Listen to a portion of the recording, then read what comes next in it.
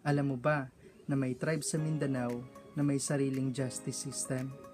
Walang judge, walang pulis. Yup, the Teduray people have their own ways of solving problem called adat.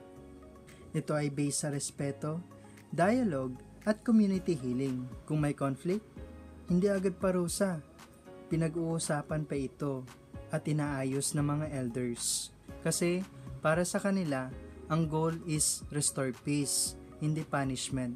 And get this, may sarili rin silang language, spiritual beliefs, at way of life na deeply connected sa kalikasan. Pero hindi lahat ng mga Teduray youth ay fluent sa language nila. At madalas ay unti-unti na ring nawawala yung ritual, kwento, at yung mga identity nila.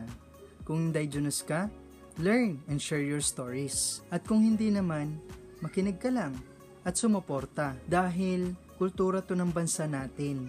Hindi ito siya throwback lang. Buhay pa to. At worth it siya i-preserve.